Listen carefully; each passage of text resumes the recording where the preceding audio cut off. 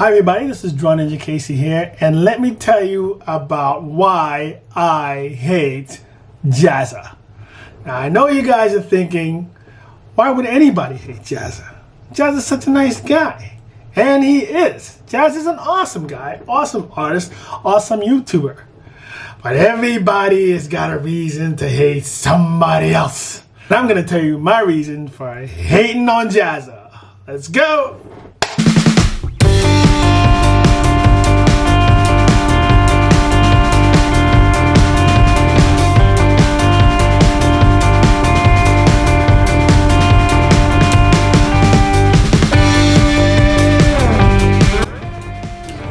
Okay, so the time is 2 years ago from when I'm making this video.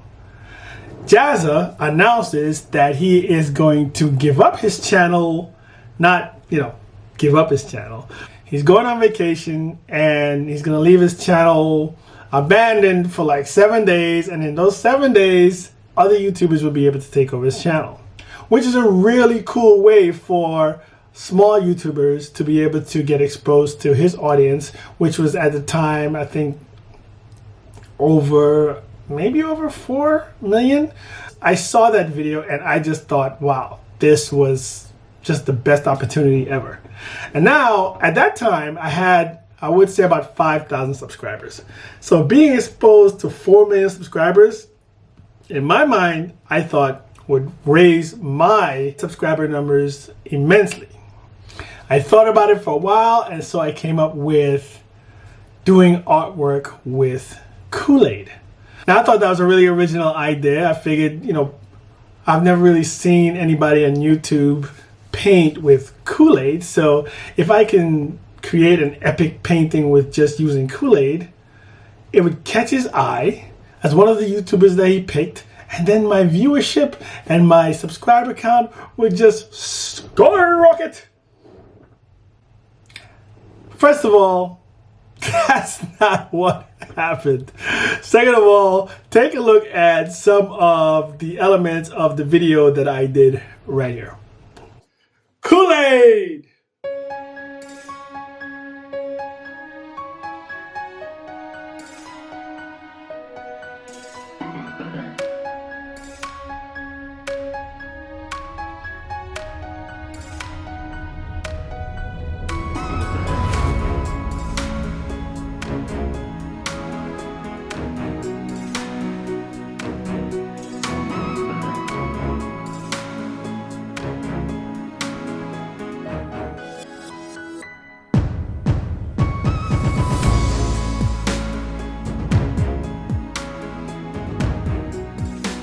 So after creating that piece of work, which I thought was going to be good enough to get a spot on one of the days he's uploading the YouTuber's videos, I submitted it, and then the worst part came. Now, if anybody watching this has ever submitted any kind of artwork for any kind of contest or whatever, you know that the worst part of that submission process is the wait.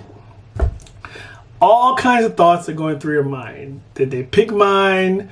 What is their criteria for picking the winners? Should I have done this more? Should I have done this less? Should I have done a different subject matter?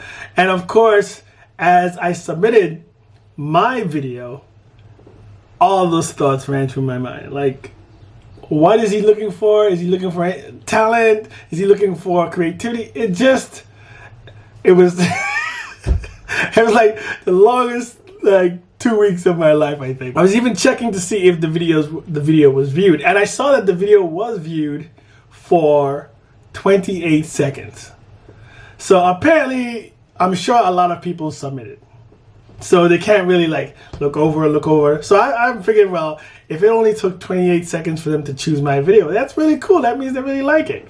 But I kept checking back and I only saw that 28 seconds. So I'm like, okay, maybe they saw my video, didn't like it, and passed it by.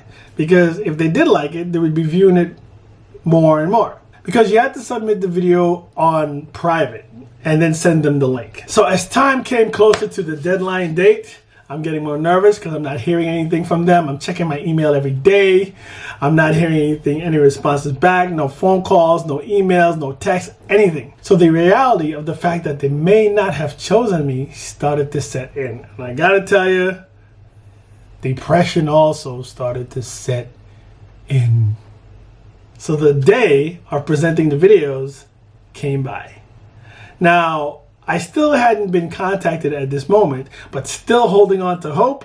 I was figuring maybe he's presenting each video each day and contacting each artist the day he presents their video.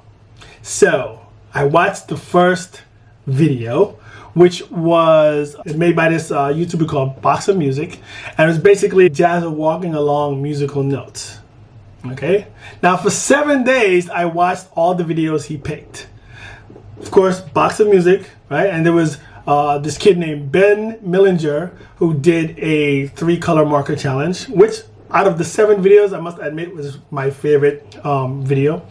And it was Bentley House Minis, and they did these little tiny miniature scenes, which I thought was pretty cool. And it was Thriller Art, and I gotta be honest with you, this was extremely painful to watch, but this guy was he wanted to get on Jazza's channel so bad that he painted a picture of Jazza with an afro, but then he filled in the afro with a blowgun and small paint palettes. Man, I don't mean to laugh, but it was just painful to watch that. It was really painful to watch that. But you know, in his defense, it paid off because he did get on the channel. If I saw somebody do that to get on my channel, just out of feeling bad for what they went through, I'd have put them on my channel too.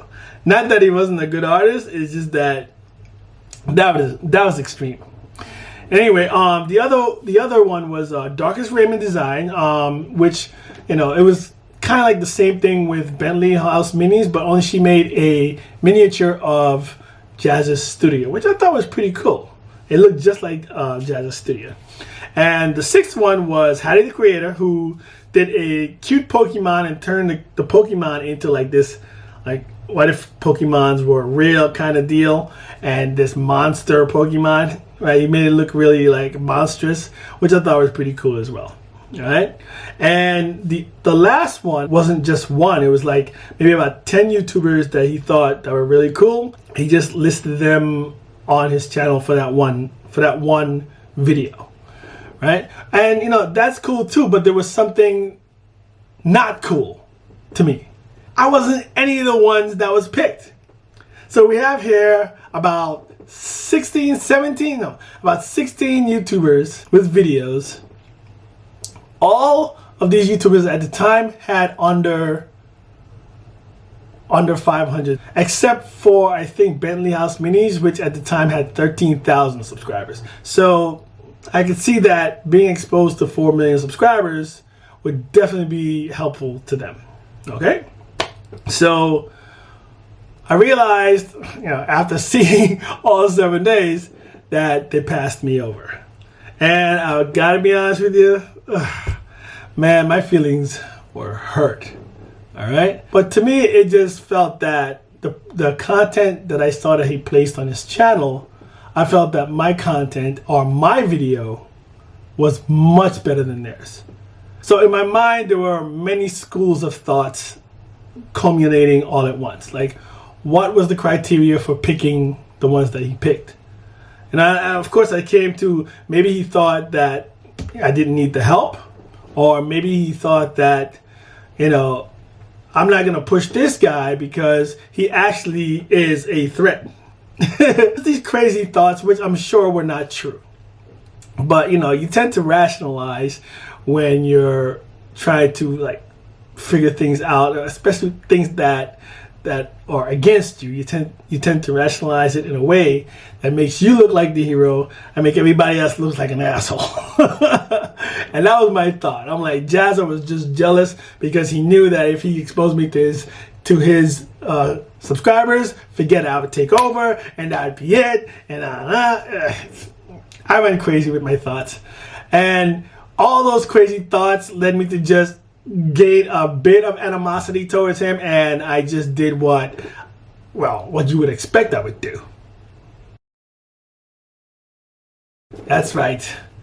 Get rid of him. He's done. I'm not watching another Jazza video. So now, instead of having 2 million views each video, you'll have 1,999,999. All right? Because I'm not watching any of your videos anymore, asshole.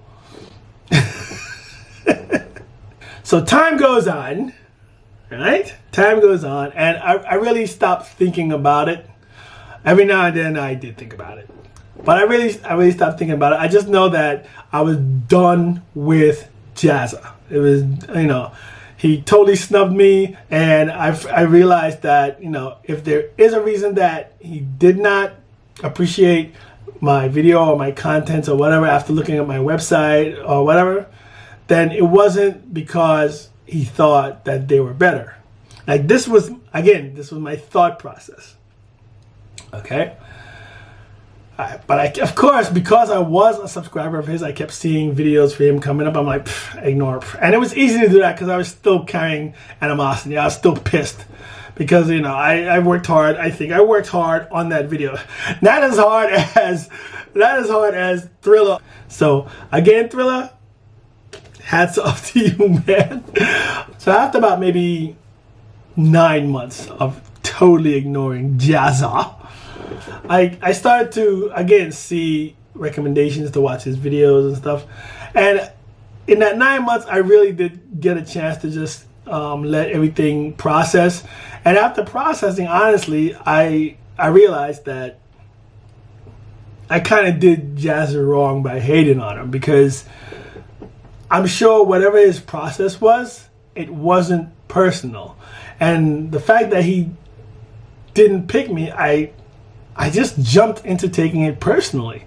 And to be honest with you, I'm sure it wasn't personal. I feel in my heart it was not personal. It was just a way for him to, help other people and also help himself as well. And I say that because most of the videos that were picked had a subject matter involving Jazza.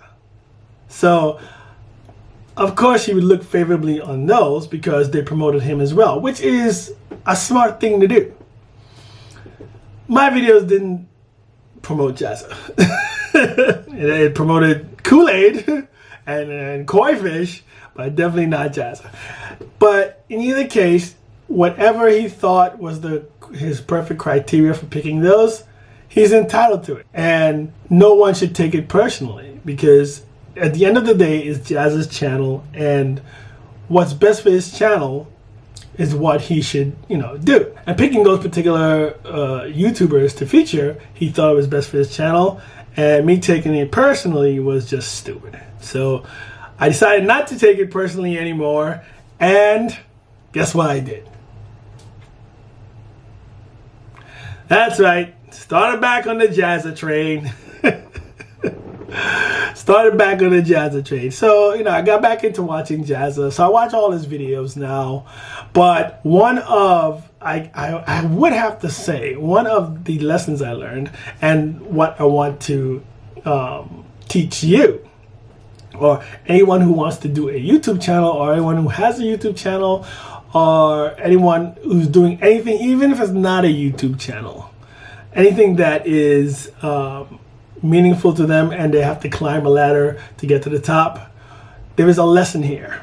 Okay, now, out of curiosity, I checked on all of the YouTubers he selected for his channel takeover. My numbers are higher than every single one except for Bentley House Minis. They have about 100,000 subscribers, but for every single one of the YouTubers that he selected, I have so many more subscribers than they do, which led me to the realization that, especially on YouTube, there is no quick way to the top. You still have to produce good content. You still have to work hard. You still have to upload every week, twice a week if you have to, maybe even 3 times a week. You still have to put in the work, because getting exposed to 4 million subscribers doesn't necessarily mean that all 4 million of those subscribers are going to subscribe to you. And if they do subscribe to you, it doesn't mean that they're going to stay, because they might realize that, okay, well, this is not the content. This is not as good content as, I thought it was.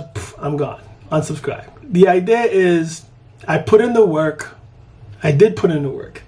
Okay, I did advertising. I uploaded every day at one point when I did the 100 days of sketching. It was just a lot of work, but the work paid off, because now at this point I'm at 30,000 subscribers, and I got there just by putting in the work. And there wasn't any other YouTuber to help me do that but myself. And it's not for lack of trying, because I did contact other YouTubers trying to do collabs and things like that. But I mean, YouTubers who are going to have a lot of other YouTubers who have millions of subscribers, is not going to take a guy with 5,000 subscribers and hook him up. I don't know if that's a thing with them, but fine. If you don't want to help me, that's fine. I can help myself. But you're going to have to put in work, and you can help yourself, and you can grow by yourself. Okay? So the lesson from this that I learned is that I'm going to have to muscle through this myself. I'm going to have to put in the work and not depend on any quick fix, because the quick fixes are not going to last. Okay? That is the moral of this story. There is no instant influencer. There is just hard work and the results for hard work. And I hope that you take that with you. This is drawninjakc saying, if you are not subscribed to this channel yet, smash that subscription button, but also like this video, share it, and most importantly, remember everything I said during this video. drawninjakc saying, I'll see you next time. Wow!